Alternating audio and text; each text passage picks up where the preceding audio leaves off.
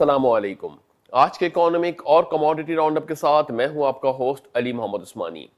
پاکستان کی معیشت ہم نے دیکھا کہ گزشتہ کچھ ماہ سے جو ہے بڑی اچھی آؤٹ پرفارم کرتی بھی جا رہی ہے۔ یہی تمام تر چیزیں تھیں جس کی وجہ سے پاکستان کے انڈیکیٹرز جو ہے وہ پاکستان کی معیشت کو بڑا ایک مثبت بیک بون سپورٹ دے رہے تھے۔ یہاں پہ تمام تر صورتحال جو ہے وہ اس وقت پاکستان کے فیور میں ہے، اور جو اس وقت جو ڈیولپنگ سٹوریز تھیں وہ یہی تھیں کہ پاکستان کا کرنٹ اکاؤنٹ سرپلس میں ہو گیا، پاکستان نے ٹیکس کلیکشن کی مد کے اندر جو ہے وہ ایک ٹارگیٹڈ اماؤنٹ سے زیادہ کلیکشن کی ہے۔ وہیں ساتھ ساتھ ہم دیکھیں کہ پاکستان میں ریمیٹنسز کا حجم بھی بڑا ایک پراپر طریقے سے بیلنسڈ اپروچ کے ساتھ آگے بڑھتا ہوا دکھائی دے رہا ہے۔ یہ تمام تر جو سچویشنز جو پریویس ہمیں کچھ ماہ سے جو ڈیولپنگ نیوز آتی ہوئی دکھائی دے رہی تھی، اس کا جو ہے ایک امپیکٹ جو پاکستان کی معیشت کے اوپر آیا ہے وہ یہ تھا کہ پاکستان کی معیشت اس بحران کی صورتحال میں اپنے آپ کو مستحکم کرنے کے لیے اس کو ایک سپورٹ مل گئی۔ وہیں پر دوسری جانب بات کریں کہ اس وقت رواں پوزیشن کے اندر ہم دیکھیں یا رواں منتھ کی پوزیشن کے اندر دیکھیں، پاکستان کے اوپر کچھ پریشر بلڈ اپ ہوتا ہوا بھی دکھائی دے رہا ہے۔ اس پریشر بلڈنگ کی سب سے بنیادی وجہ یہ ہے کہ جس طریقے سے عالمی مارکیٹس کے اندر امپورٹس کا حجم بڑھتا چلا جا رہا ہے پاکستان کے ساتھ، تو پاکستان جو امپورٹس پاکستان کی بڑھ رہی ہیں اس کی وجہ سے پاکستان کے اوپر جو ہے ایک پریشر آنا شروع ہو رہا ہے۔ یہ تمام تر سچویشنز ہیں جس کی وجہ سے ہم نے دیکھا تھا کہ ہمارا کرنٹ اکاؤنٹ جو سرپلس میں تھا اس میں ایک میجر پرپورشنیٹ یہ تھا کہ پاکستان کے امپورٹس کی فگر جو تھیں وہ بہت زیادہ نہیں تھیں، اور وہ پہلے کے مقابلے میں یا گزشتہ سال کے مقابلے کہہ لیں یا گزشتہ سیم پیریڈ کے مقابلے میں کہہ لیں، وہ اتنا بڑا ایک امپیکٹ نہیں تھا، کیونکہ کووڈ کی وجہ سے پاکستان کی امپورٹس جو تھیں وہ شٹ ڈاؤن ہوئی ہوئی تھیں۔ اب جیسے پاکستان کی معیشت بلکہ پوری عالمی معیشت کے اندر کاروباری زندگی بحال ہونا شروع ہوئی، تو پاکستان کو جو سپورٹ ملنے کے لیے دیکھا جائے تو پاکستان کے جو یہ ایک سچویشن تھی جس کے اندر پاکستان کے امپورٹس ہمیں بہت تیزی کے ساتھ بڑھتی ہوئی بھی دکھائی دیں، تو یہ ایک ڈیولپنگ سینیریو تھا کہ جس کی وجہ سے پاکستان کا کرنٹ اکاؤنٹ جو ہے وہ ابھی اس وقت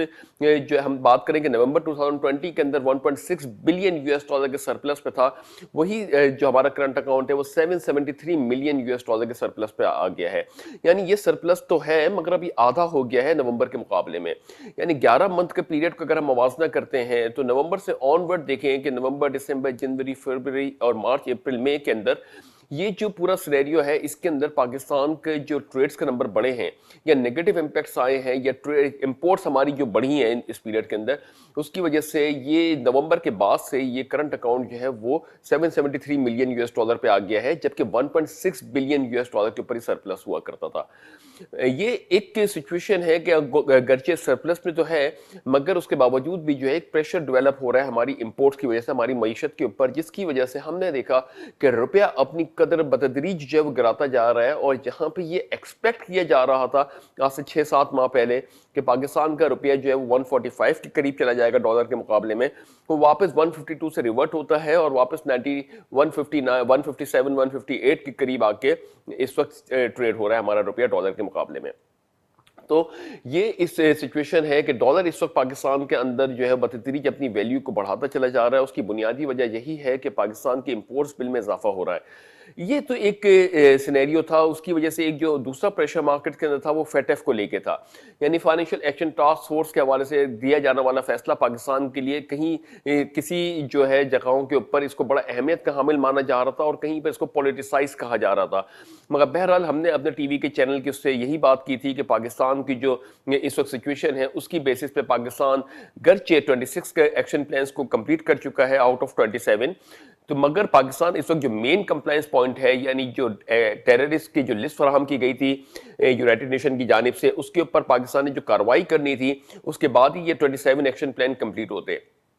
تو ہم اپنے ٹی وی چینل کے توسط سے یہی بات کرتے چلے آ رہے تھے کہ پاکستان نے اگرچہ 26 پوائنٹس کے اوپر ایکشن پلان کے اوپر جو ہے وہ حکمت عملی تیار کر لی ہے، اس کے اوپر کمپلائنس کر لیا ہے، مگر جو ایک ایکشن پلان رہ گیا ہے وہ بڑا ایک امپورٹنٹ ایکشن پلان ہے، جس کی وجہ سے ہم امید لگا رہے تھے، ہم پریڈکٹ کر رہے تھے کہ پاکستان کو اس وقت گرے لسٹ میں رکھا جائے گا۔ اور گرچہ ایسے ہی ہوا کہ جب ایف اے ٹی ایف کی جو اجلاس ختم ہوا 25 جون کو، اس کے اندر بھی یہ کہا گیا کہ پاکستان نے گرچہ اچھی پروگرس تو کی ہے اور پاکستان کی جو سینیریو ہے وہ بھی بہت اچھے ہیں, کمپلائنس بھی بر وقت کیا جا رہا ہے, مگر پاکستان کو یہ ابھی کچھ مزید ٹائم پیریڈ دیا گیا ہے. کہا جا رہا ہے کہ 1 سال کا کم سے کم ٹائم پیریڈ دیا گیا ہے جس کے اندر پاکستان اس کے اوپر بھی کارروائی کرے. یعنی جو مطلوب دہشت گرد کی لسٹ فراہم کی گئی ہے اس کے اوپر کیا کارروائی پاکستان کرتا ہے, اور اس پہ جو کارروائی کی جاتی ہے اس سے بھی ایف اے ٹی ایف کی ٹیم کو آگاہ کیا جائے. تو گرچہ پاکستان کا اسٹیٹس ابھی بھی گرے میں رکھا گیا ہے,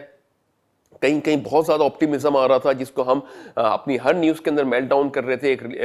لاجیکل یا ریشنل بیسس کے اوپر, کہ پاکستان کو ابھی اتنی جلدی شاید وائٹ لسٹ نہ مل سکے. کیونکہ یہ جو پوائنٹ تھا, جو 27 پوائنٹ تھا, یعنی جو ایک ایکشن پلان رہ گیا تھا, اس کے ایک بنیادی وجہ یہی تھی کہ ایک طرف تو ہم نے ٹیرر فائنینسنگ کو روکنا ہے, اور دوسرے جو مطلوب نام پرووائڈ کیے گئے تھے یونائٹڈ نیشن کی جانب سے ان کے اوپر بھی کارروائی کرنا ہے, ورنہ کل کو جب یہ چیزیں واپس مارکیٹ میں آئیں گی تو پھر ٹیرر فائنینسنگ اسٹارٹ ہو سکتی ہے, ایسا ماننا فیٹ ایف کا ہے. تو بہرحال پاکستان کو بھی گرے لسٹ میں رکھا گیا ہے, اور ساتھ ہی ساتھ کاؤنٹر فائنینسنگ فار ٹیررزم کے اوپر بھی پاکستان کو مزید 6 نکات پرووائڈ کر دیے گئے ہیں, جو کہ ایک ایڈیشنل نکات ہیں جس کے تحت پاکستان کو مزید کمپلائنسز کو اپنے بہتر کرنا ہوگا. آل ان آل پاکستان کی جو پروگریس ہے اس کو سراہا گیا ہے کافی ہائی لیولز کے اوپر, مگر پھر بھی جو ہے پاکستان کو ابھی اس کے اوپر مزید کمپلائنس کرنا ہوگا.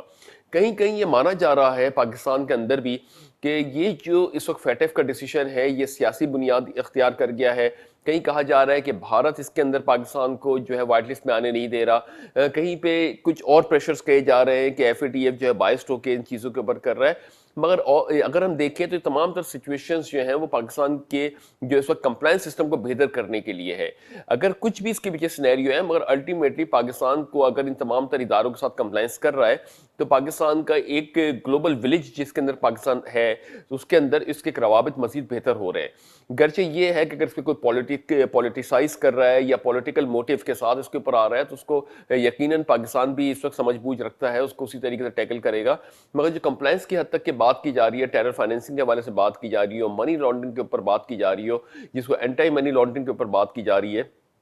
تو وہ جو ہے پوری دنیا کی ہی اندر اس کو اسی طریقے سے نافذ کیا جا رہا ہے تاکہ ایک رولز اور ایک ریگولیشنز کے تحت پوری دنیا کے اندر جو ہے وہ ترسیلات زر ہوں, سرکولیشن آف ویلتھ ہو, سرکولیشن آف منی ہو, اور جو ٹرانسپیرنسیز کے ساتھ تمام تر چیزیں ہوں. تو بہرحال یہ جو چیزیں ہیں ابھی پاکستان کو اس کا کچھ مزید وقت مل گیا ہے, گرے لسٹ میں پاکستان کو رکھا گیا ہے, اور ابھی کچھ عرصے کے لیے شاید کہا جا رہا ہے کہ شاید ایٹ لیسٹ 1 ایئر کے پیریڈ کے لیے پاکستان کو رکھا گیا ہے, اس کے بعد پاکستان کی کارکردگی کو دیکھا جائے گا.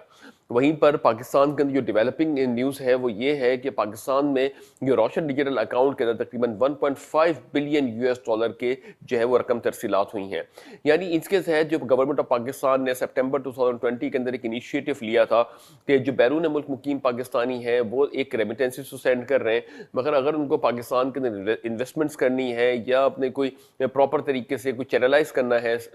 اپنے پیسے کو, تو روشن ڈیجیٹل اکاؤنٹ ان کو ایک پلیٹ فارم دیا گیا تھا جس کے تحت انہوں نے پاکستان میں اپنا پیسہ بھیجنا تھا. تو اس میں جو ہے وزیر اعظم عمران خان صاحب نے کافی ایک امید کا اظہار کیا تھا اس وقت, اور جب یہ 1 بلین US ڈالر کے قریب اپروچ کر گیا تھا 2 ماہ پہلے, تو اس میں بھی کافی اس کو پذیرائی ملی تھی اور بہت اپریشیٹ کیا گیا تھا وزیر اعظم کے اقدام کو. اب جو ہے یہ 2 ماہ کے اندر ہی تقریباً 500 ملین کے قریب آ گیا ہے. تو آل ان آل ایکومولیٹڈ بیسس کے اوپر روشن ڈیجیٹل اکاؤنٹس کے اندر پاکستان کو موصول ہونے والی جو اماؤنٹ ہے وہ تقریباً 1.5 بلین US ڈالر جو پاکستان کے اپنے پاکستانیوں کا پیسہ ہے اور پاکستان واپس آ رہا ہے, جس پہ نہ ہی ہمیں قرض ادا کرنا ہے اور نہ ہی ہمیں جو ہے اس کی سود کی پیمنٹ کرنی ہے. تو یہ شفاف پیسہ پاکستان کے اندر آ رہا ہے. تو 1.5 بلین US ڈالر کا لینڈ مارک اس نے اچیو کر لیا ہے. امید کرتے ہیں کہ یہ اسی طریقے سے گریجولی گرو کرتا رہے گا, اور جب یہ ایک وقت کے اندر اگر پاکستان کے اندر یہی ڈیجیٹل اکاؤنٹس کے تحت جو بیرون ملک مقیم پاکستانی ہیں ان کو اگر فیسیلیٹیٹ کیا جائے گا, اور ان میں ہی اگر سالانہ بیسس کے اوپر 10 بلین US ڈالر سے بھی ابو کی اگر سرمایہ کاری پاکستان میں کی جائے گی, تو یہ معیشت پاکستان کے لیے ایک بہت اچھا سینیریو ڈیولپ ہوتا ہے.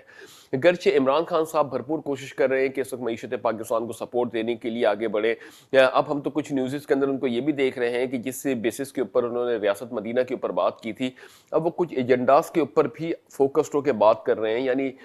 عورت اور مرد کے لباس کے اوپر بھی بات کر رہے ہیں, طہارت کے اوپر بھی بات کر رہے ہیں, اور یہ پاکیزگی اور یہ تمام تر چیزوں کے اوپر بھی وہ اپنے ایک موقف رکھتے ہیں. گرچہ کچھ جگہوں کے اوپر اس کے نیگیٹو ریویوز بھی ہیں, کہیں پازیٹیو ریویوز بھی ہیں, مگر بات یہ ہے کہ جب ریاست مدینہ کی بات آئے گی اور ریاست مدینہ کی بات کی جا رہی ہے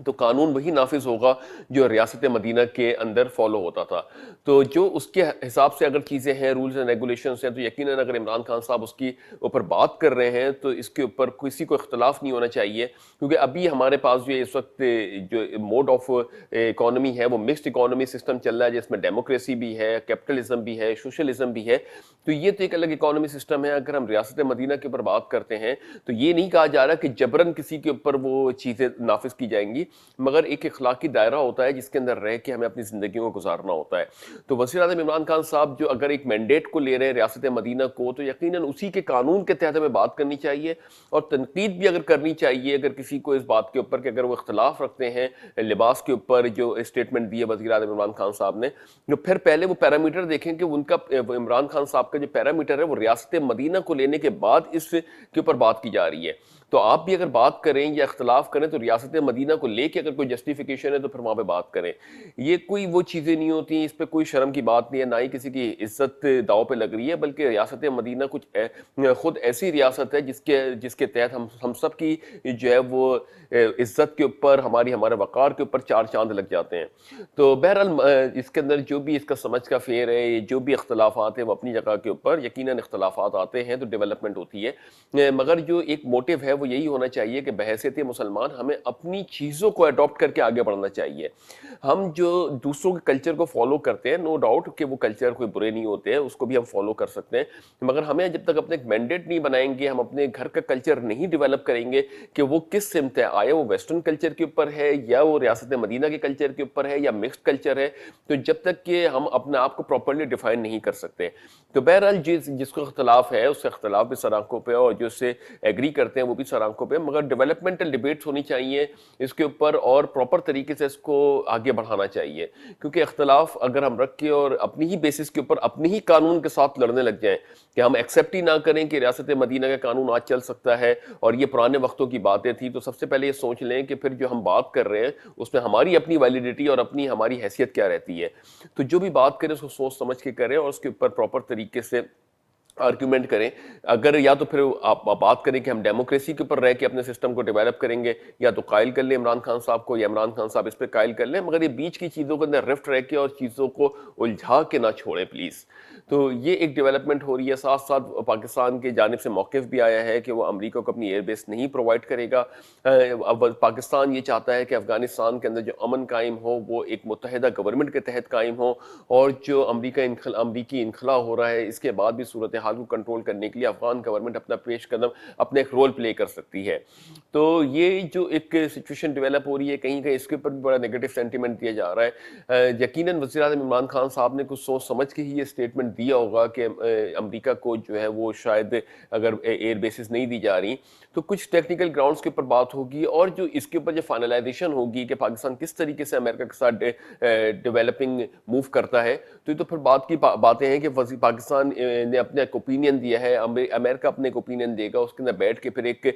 چیزوں کے اوپر بات کی جائے گی. ساتھ میں چائنا بھی اپنے سٹانس رکھتا ہے، رشیا بھی اس نے اپنے سٹانس رکھتا ہے پاکستان کے ساتھ. تو یہ تمام تر چیزیں ہیں، ہم اس پہ یہی کہیں گے کہ اس کے اوپر گریز کریں کہ کوئی بھی نیگیٹو کمنٹ دینے سے پہلے، کیونکہ ابھی ہمارے اس وقت فوکس ہے وہ پاکستان کی ڈیولپمنٹ ہے. جو بھی فیصلہ وزیر اعظم عمران خان صاحب کر رہے ہیں وہ ابھی اب اوپینین ہے، اور جب اس کا فائنل ورڈکٹ یا فائنل اوپینین آ جائیں گے یا فائنل اس کے اوپر ایک فیصلہ کر دیا جائے گا تو پھر اس کے اوپر بات کی جائے گی. ابھی جو بھی چیز کی جا رہی ہے وہ یقیناً ہم امید کرتے ہیں کہ وزیر اعظم عمران خان صاحب جو اس وقت اقدامات کر رہے ہیں پاکستان کے لیے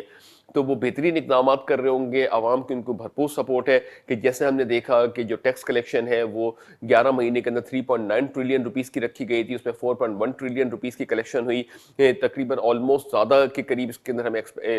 ریسیونگ ہوئی ہے. ساتھ ہی ساتھ ریمیٹنسز کے حجم میں بھی بتدریج ہمیں اضافہ دیکھنے میں آ رہا ہے. تو یہ اس میں تو کوئی دو رائے نہیں ہے کہ وزیر اعظم عمران خان صاحب کو جو سپورٹ مل رہی ہے یا پاکستانیوں کی جانب سے وہ بہت ہی ہائی لیول کی سپورٹ ہے، اور تمام پاکستانی ان کو اس منصب پہ دیکھنا چاہتے ہیں. اب وزیر اعظم عمران خان صاحب جو اس وقت کام کر رہے ہیں اس کے اندر ہم جو ایک مورل سپورٹ بھی ان کو دے رہے ہیں، اس کے ساتھ ساتھ ہم نے دیکھا کہ گورنمنٹ آف پاکستان نے جو بجٹ پیش کیا ہے وہ شاید اس سے بہترین بجٹ اس صورتحال میں پیش نہیں کیا جا سکتا تھا. یہ تمام تر جو اس وقت سچویشن ہے اس کے اندر ہم وزیر اعظم عمران خان صاحب سے ریکویسٹ کرتے ہیں کہ ہمارے تعلیمی نظام کو ایک پلیٹ فارم پہ کریں پورے پاکستان کے اندر، اور اس کے اندر جو اسٹینڈرڈ ایس او پیز ہیں اس کو پراپر طریقے سے مینٹین کریں کہ اگر کراچی کا بچہ پشاور میں جا کے پڑھنا چاہتا ہے، یا پشاور کا بچہ اسلام آباد میں، لاہور میں یا بلوچستان میں جا کے پڑھنا چاہتا ہے، یا سندھ میں آنا چاہتا ہے کہیں پہ پڑھنے کے لیے، تو اس کو ایک سیم پلیٹ فارم ملنا چاہیے خاص طور سے گورنمنٹ اسکولس کے اندر۔ وہاں پہ ایسا کہ فیڈرل بورڈ ہے، سندھ بورڈ ہے، بلوچستان بورڈ ہے، کے پی کے بورڈ ہے، تو کوئی بندہ جو ہے وہ پورے پاکستان کے اندر وہ موو ہی نہیں کر سکتا اس صورتحال کے اندر کہ اس کے بچے کی پڑھائی موو کر جائے گی۔ تو یہ ایک بہت بڑا چیز ہے جس کو خاص طور سے گورنمنٹ کے اسکولس کے اندر تو ایک بورڈ کے اوپر نافذ کریں، اور ساتھ ہی ساتھ انصاف کے سسٹم کو بھی بہتر بنانے کی کوشش کریں، کیونکہ یہ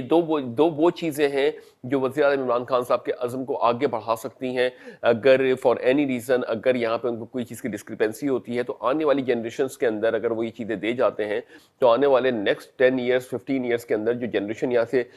اس ایجوکیشن فیکٹری سے نکلے گی وہ ایک اس قابل ہوگی کہ اس کے اندر انٹلیکچوئل چیزیں اس لیول پہ ہوں گی کہ جو آج یہ ڈیولپ کر دیا جائے گا کہ تھرو آؤٹ پاکستان ایک ہی کورس ہمارا نافذ کیا جا رہا ہے۔ تو یہ ایک بڑی ڈیولپمنٹ ہو سکتی ہے۔ ساتھ ہی ساتھ جو ہے عدلیہ کے نظام کو بھی بہتر اور فاسٹ بنانا چاہیے تاکہ کوئی بھی جو اس وقت ناانصافی کا مرتکب نہ رہے، اور اس کو اگر ہم فاسٹ پیس کے اوپر اور پراپر طریقے سے موو کرتے ہیں تو یقیناً یہ بھی ہمارے معاشرے کے اندر بہتری لا سکتا ہے۔ تو یہ تو تھی کچھ ڈومیسٹک اپڈیٹس اس کے اوپر ہم بات کر رہے تھے۔ اس کے ساتھ ساتھ ہم بات کریں گے انٹرنیشنل مارکیٹس کے اوپر ایک چھوٹے سے بریک کے بعد۔